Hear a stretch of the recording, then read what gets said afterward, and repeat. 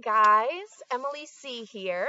So I have a challenge today for some of my school age friends, my K through 5ers. Now, I know you guys have some work to do from home, but this is a fun activity that can get you outside. You can do some math, some science, some investigating, and you're outside while you're doing it. What could be better? So this is super simple. It's a backyard naturalist survey. So when you do this, you are going to be a backyard naturalist using a study plot to investigate a very small area of your backyard to see what's going on. So all you'll need for this are 4 sticks, nice white piece of paper, any paper really, and you'll probably want to make a nature notebook. You can check out my video about making one of these awesome notebooks, or you can just grab whatever notebook you have around the house. So the idea of this activity is to understand what's going on in a small study plot in your yard. So a study plot is really just a fancy term for an area that you're studying. Now, the size of this paper is going to be our study plot. So you want to come out to your yard, find a spot that looks good, looks like it will be full of activity. I chose this area because there's tons of leaves that have been breaking down over time. So I bet you there's some stuff going on in the soil. Now, when you're ready with your materials and you've found your spot, you're simply going to put your paper down in the area you want to study, and this will become your study plot. Oh, that's my dog Charlie. Hey Charlie. Hi buddy, I'm trying to make a video. Can you come sit? Come. Sit. Good boy. He'll just have his back turned to us. That's okay. So you put your paper down where you want to do your study, and then you're going to take your 4 sticks and use those to frame your paper. So just quickly frame my paper here. It doesn't have to be exact. Don't worry about it. So I have a nice little stick frame around my paper, and that way I know where my study plot is when I take away my paper. Now, sometimes we use something called a quadrat when we're out exploring, and that's basically what we made here. It's a physical square, a physical shape that we can put down to designate our study zone. So today we just made a stick quadrat using a piece of paper, but if you're a little bit older or you want a challenge, try and create your own quadrat. Maybe take your stick frame and tie it together with some string, or measure it out, get super specific with it.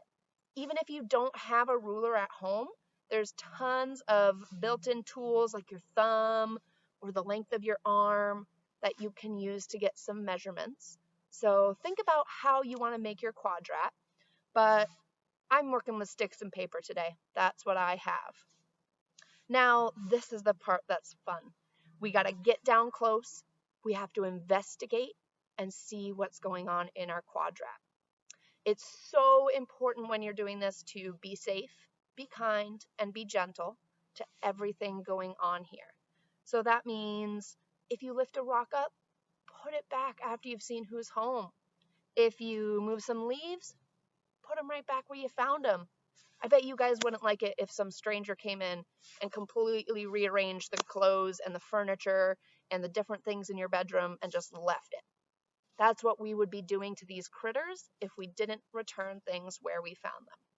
So I'm going to get up close a little bit, do a little investigating. Let's see what's going on in my quadrat. All right, I got a rock here. Ooh, ooh, ooh, ooh, ooh, ooh, ooh, ooh. That's what we do in my program whenever we notice something cool. It means, hey, come check it out.